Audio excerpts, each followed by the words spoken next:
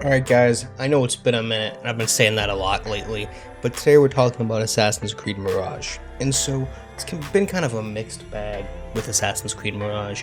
Everything I've seen is either, oh yeah, the stealth is fantastic, best game ever, 10 out of 10, or, oh yeah, this is just an expansion for Assassin's Creed Valhalla, 0 out of 10. That's really all the depth people have been given. I know a lot of stuff's coming out, Cyberpunk expansion, this, Spider-Man's about to come out, Forza, all this stuff's coming out. But I feel like this game got skipped over a lot. A lot of the details just kind of got skipped over. So that's what we're going to talk about today. I've played the whole game. I've gone through everything. I've done everything. I finished it in about 20 hours. And we're going to talk about everything there is to do within that 20 hours. What games it's better than. Is it worse than Valhalla? Is it better than Valhalla? How does it relate to Valhalla? We'll kind of just talk about Assassin's Creed in general towards the end. So instead of going in my typical order that I would do for a video, let's talk about the thing straight out the gate that everyone's talking about. Let's talk about the stealth, right? And so yes, the stealth is quote unquote, if you will, back, if those are the words you want to use. It's back to formula, right? Back to original Assassin's Creed. But that's not saying none of that was never there, right? Now, well, yes, Origins, Odyssey, Valhalla, those aren't so much Assassin's Creed games, they aren't so much stealth games. This is much more of a stealth game. That's definitely the way you're supposed to play. It's the way all the gameplay is designed around, the sets are designed around it. It's the preferred way to play, right? That being said, you could play those three RPG games as a stealth game, and I did for the most part. I think the best way to play Assassin's Creed is through stealth until detected, and then engage in combat. And so this game kind of does that, but it also kind of has a problem with that. We'll get to that when we talk about the combat. But the stealth here is great. You have your typical stuff, your parkour, all of that. You're hiding in grass and in crowds, blending with a bench, hiring people to allow you to give you opportunities, much like in Assassin's Creed Unity and Syndicate. And while this is nice, I do have a problem with it. The problem with that stealth system and this token system is broken into two parts. One, the way it's handled in this game is through kind of a token currency system. Through either side missions, main missions, or pickpocketing people, you'll gain a currency. Different types of, I guess, assisters is what we're going to call them, whether they're merchants or mercenaries or whatever faction you choose to create an opportunity for you to get inside where you're trying to go, costs a different type of currency. This is nice and this is cool, but the problem with this system is the game gives you so damn much currency that it means nothing, right? Some missions, you'll pay one coin to ask them to help you, and they'll say, oh, this isn't enough, this is a high danger area, I need more. And then they ask for 5 coin. This would be a problem. This would be a cool system if you had to manage, oh, okay, well, one, I'll get to this later, it's difficult enough to where I need these opportunities in place, and I'll circle back around to that, but mainly, two, you had a limited number of this currency to where that mattered at all. And what I'm trying to say is, yes, I know I do everything, so I have a lot of money, I have a lot of these currency faction tokens, right? I had like 50, 60 of them, and I maybe used about 10 throughout the whole game for each faction, right? And for what they do, for the time it costs, I could have found another way in. Let me give an example, right? The easiest, most simplest one for someone who's never played the game before is hiring a group of mercenaries. They'll attack the guards at the front gate, draw some people off from the front gate, and distract all the guards while fighting them while you sneak around and do your thing. That's great and all. But my problem with that is that in the time it took me to go up, talk to that guy, give him the coin, have him draw the guards out, I could have just found my own way in. Now, there are situations later, very late in the game, towards the end, where you do need to use some of these systems in place, but for a majority of the time, they're really just there to roleplay the systems, right? You don't need them, and that's kind of a problem throughout the whole game, and it's always been a problem with Assassin's Creed. When you focus too much on combat, you get games like Origins, Odyssey, and Valhalla, where people will say, oh, well, this is an Assassin's Creed game, there's no stealth in this, which I can agree with, but those combat systems are good, and they're fun. This game, the stealth is very good, the stealth is fun, the stealth is what takes a large majority of the gameplay up. But the combat cannot be avoided, and so here's my problem, here's what I'm trying to say. You can play a combat-based Assassin's Creed game without engaging in the stealth if it's bad. But you can't play a stealth-based Assassin's Creed game without engaging in the combat. And what I mean by that is either one, you have to pay attention to every minute, tedious detail to do something that would have otherwise taken you 5 minutes, which is fine. If that's how you like to play, that's how I like to play. I have no problem with that. But the game, for story reasons and pacing reasons and just to change up the gameplay, often forces you into combat situations, just throwing the enemies in front of you, instantly getting you detected, forcing you to fight without stealth. And when the system for combat is like it is in this game, and absolutely sucks, that's boring as hell. I get you have to find a balance, and the past 3 games were heavily focused on combat, and this game is heavily focused on stealth. You have to find a middle ground to where both feel fun and enjoyable as an option, and you're not forced to do one or the other, because the combat, usually in an Assassin's Creed game, the combat, I can go 5 to 10 hours before I get bored of the combat, because, I mean, it's not the most incredibly dynamic or diverse thing ever. It's been relatively the same for the past 10 years. The stealth in this game is fantastic, though. I could play this all day. Now, I like stealth. I'm a stealth guy. If you don't like stealth, you're not going to like this game. But just rolling around and assassinating people and using all the gadgets they give you, I usually don't like gadgets in games.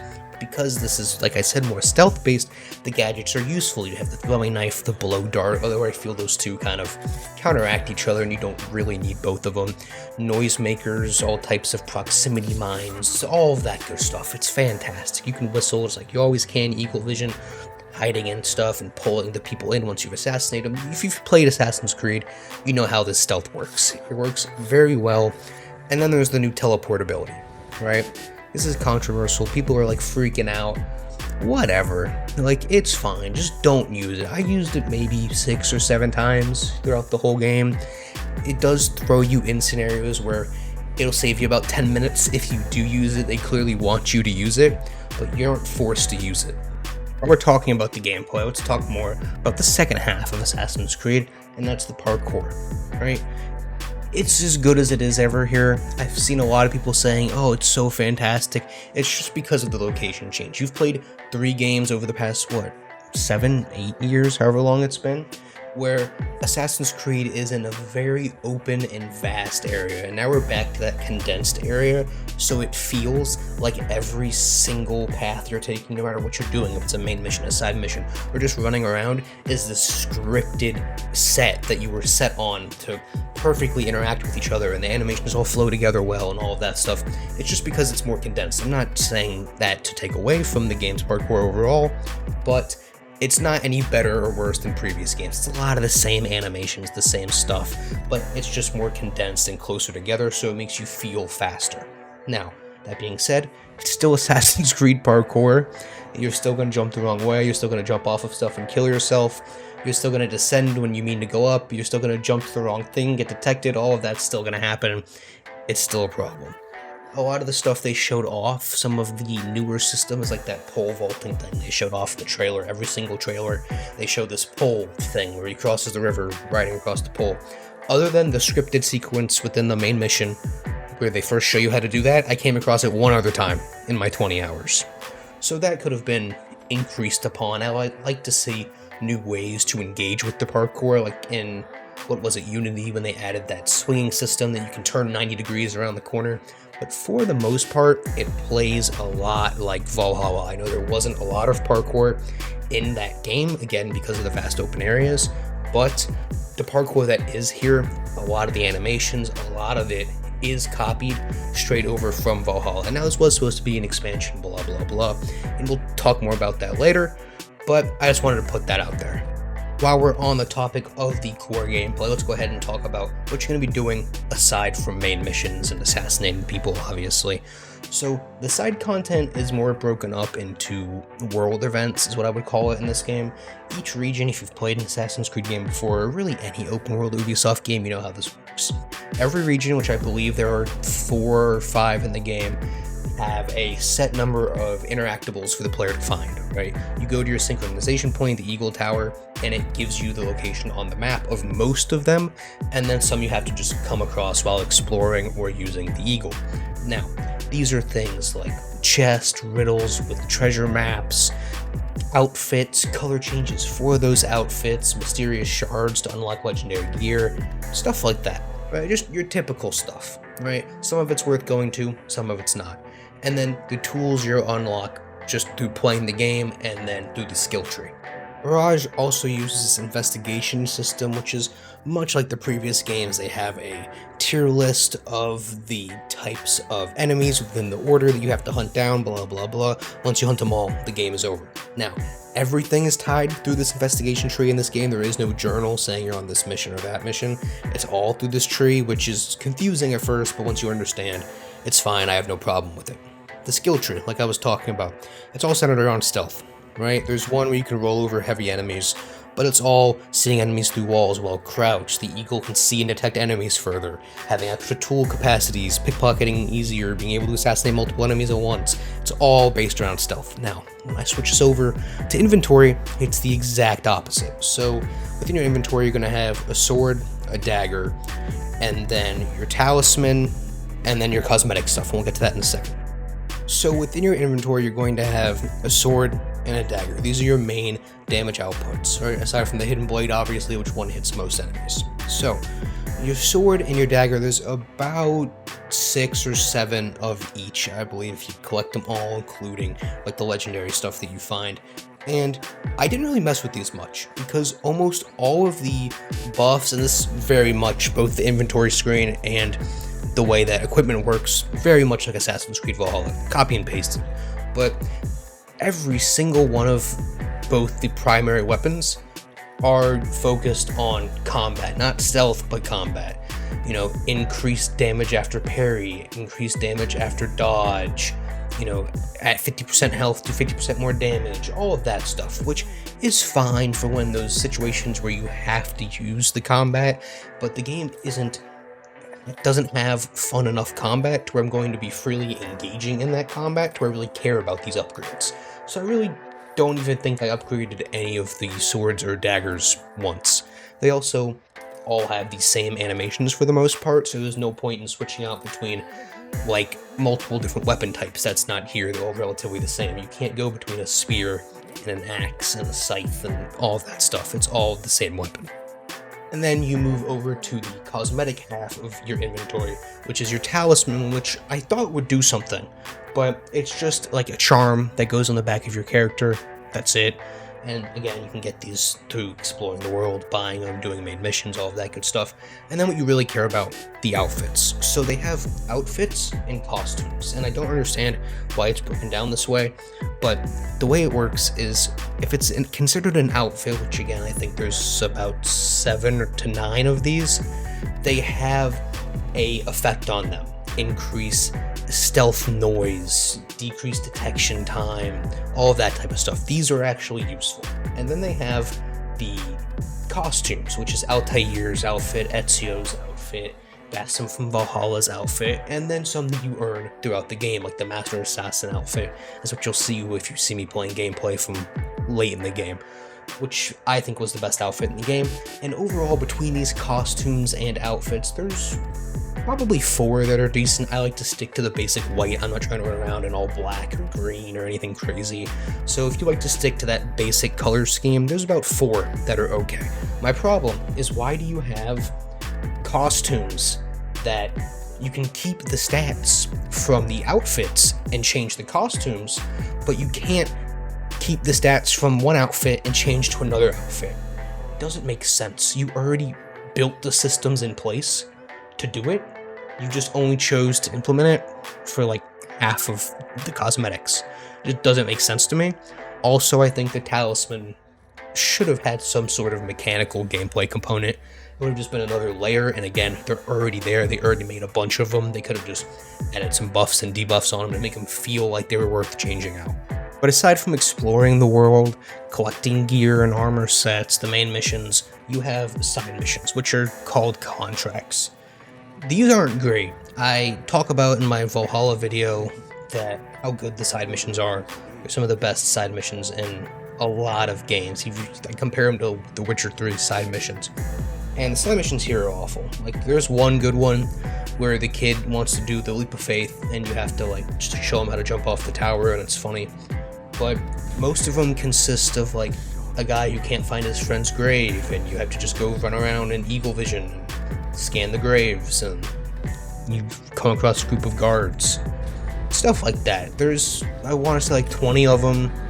After about 4, I was pretty bored of doing them, but I was committed to the to getting through all of them through the grind. So those aren't great. I wouldn't suggest doing those. They give you resources, the merchant and mercenary tokens that I was talking about earlier, as well as crafting resources. But through pickpocketing, you're going to have so much of this, because pickpocketing is your primary way of both money and resources. There's no reason to bother doing these for the rewards. So that's the stealth, that's the parkour, the combat, the inventory system. Let's talk about performance just a tiny bit. I had, in 20 hours, 2 hard crashes, and I had a couple of missions where I had to just restart my game because I wasn't getting prompts. For example, here you have to sit on a bench in order to eavesdrop on people, and a lot of the time this is what had to cause me to restart. I just wouldn't get that prompt, and I would have to restart my load or restart my game. So, and this is a week and a half after launch, so there's still problems with the game. The lip syncing is off at some points, and then the other points the lips just don't move at all. It's not incredibly noticeable, but it is there. So, that leaves us with one final thing to talk about, and that's the story. I purposely left this for the end because I like Assassin's Creed Valhalla's story a lot. I don't know how long that video is. I know it's long because I played that game for over 100 hours, right? I really like how that game ends. You have Basim going into the present timeline, and again, a lot of people don't like the present stuff. I like it. I like all the games to be connected. I really wish they would connect them all. And this ending in this game really makes no sense, but let me start from the beginning. Essentially, you try to steal something. I'm going to try to avoid major spoilers, but I'm going to be talking about spoilers. So I'll try to keep it as vague as possible for as long as possible. But you try to steal something at the beginning of the game. It's Basim and your friend, let's call it. You go, you steal it, obviously it goes wrong. Shit hits the fan, you gotta like run away. You join the assassins, you train a little bit, go through the tutorial. That's how the game opens, right? And so you got angry at your quote-unquote friend, and that's kind of just how they leave it, right? You go around, and from here to about, again, depending on how much other activities you do aside from the story, the first 10, 15 even hours, it's just, you're an assassin, this guy is a hidden one, he's doing bad things, you need to kill him. That is, I would say, 85% of the story. Every time you assassinate a major target, you have this vision with like this little creepy mummy looking thing crawling around coming after you. They don't give you any explanation of what that is or what it means till the very end of the game. But aside from these 2 main things, and then a little bit of like sprinkling in like the ancient civilization, it's just focusing on killing all of the members of the Order. Now, as a contained story, that's fine. That's what you're going for. Again, this was just supposed to be an expansion where you get a origin to Basim. That's fine, right? But my problem is that this is what, like the 15th Assassin's Creed game or something. I need something more than, hey, you're an assassin and they're Templars, kill them. I've played that so many times, and there's always some mystical element, and it's definitely scaled way down here. And while it is there at the end, and we'll get there in a second, it's scaled way down. You don't have artifacts of Eden with the apple anymore. You don't have like the mythical creatures like the Cyclops and Medusa and all of that stuff. It's very much, you're an assassin, you're killing the Order, and you got this like a mummy thing in your dreams that we get to in the end. So if you like that, if you like it plain and simple, you'll like this. But if you don't, if you want more than that, if you want that interconnectivity like I do, that's not here. So we finally get to the end of the game, right? And you find out, oh, you're like this special guy, that your blood is like the key to the machine, and that is at the end of Valhalla, right? The machine that like lets you travel through time or whatever it does. They don't even really explain what it does. That's really my problem here. And so they do the same thing at the end of every single Assassin's Creed game. It's like, whoa, look, it's that thing from ancient time. kind of does some cool stuff. That'd be cool if, like, you know, the Assassins had it, not the Templars. And then the game just ends, and then you just never hear from it again. The last game, in Valhalla, right, they had, oh, well, everyone was like a reincarnation. Like, Eivor was Odin, and Basim was Loki, and then Basim merges with, like, his Loki self, and then goes to the future. Well, the same concept happens here, right? The machine does the same thing, and they use the same idea.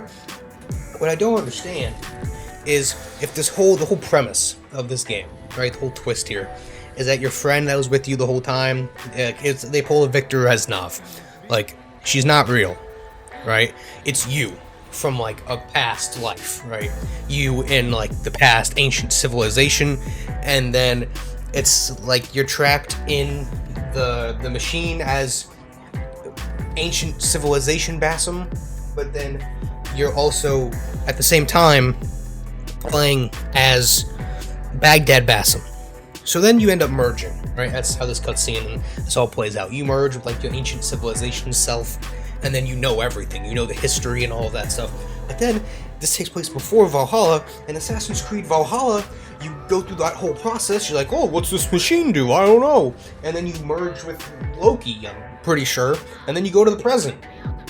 So I don't understand what's happening, or, like, if they just kind of canceled Valhalla and, like, came up with their own ending. Like, this is what is supposed to happen. But overall, as a story, it's fine. Like, it's not the greatest thing ever. It's not the worst thing ever.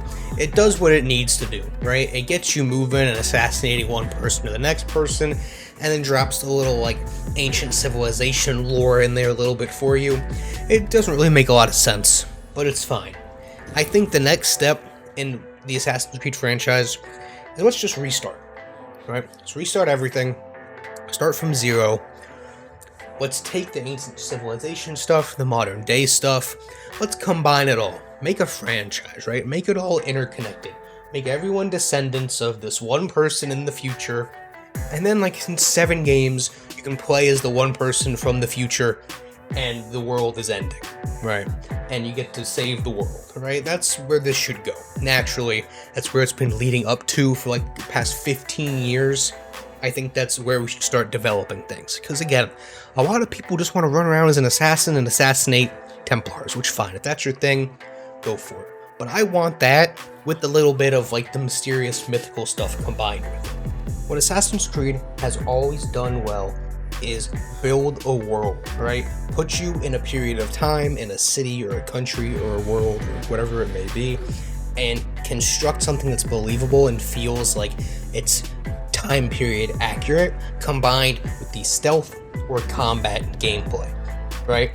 And then sprinkle in a little bit of story here or there. But they never do it all at the same time. The world is always A tier. But either the story, there is none, or they go too far into the mythical stuff and then there's no assassin story like in Valhalla, or they go too far into the assassin stuff and then there's no mythical stuff or anything with the ancient civilization like in this game. And so they need to find a middle ground, or at least come up with a plan as to where they're going. If they want to drop the ancient civilization stuff, that's fine, right? Drop it, drop the Apple of Eden, drop all that stuff, fine.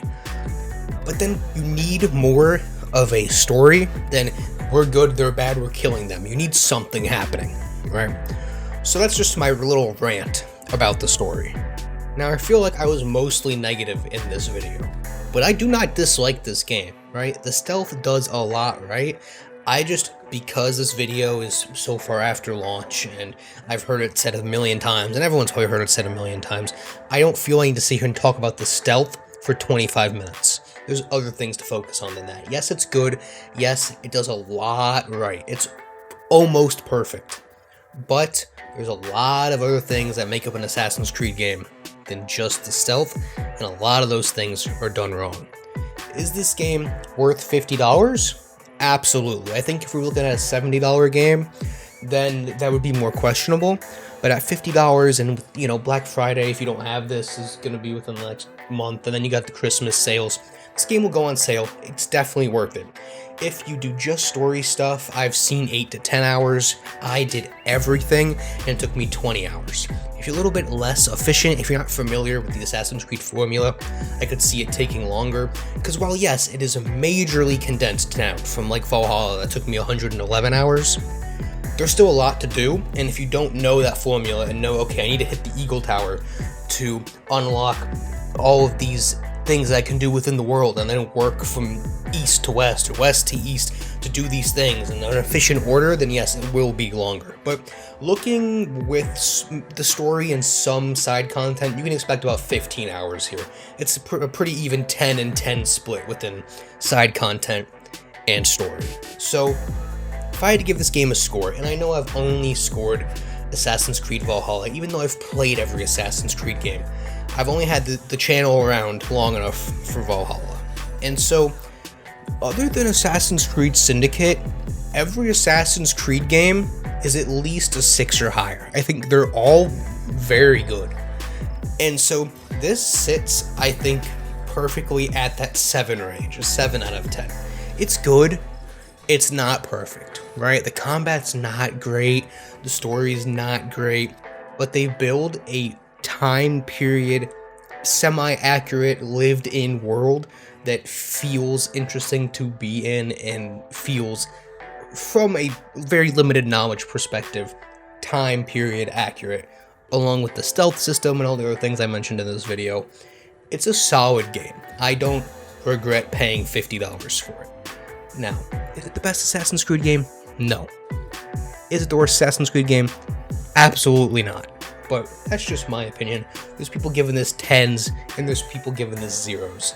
Before I rant for a whole another 45 minutes, you guys let me know what you think of this game down in the comments below. If you love it, if you hate it, and maybe make a little tier list of Assassin's Creed games, right? What's your favorite? What's your least favorite? Let me know. Maybe I'll make one day. That would be a long video, but I hope you guys enjoyed this one, and I'll see you on the next one.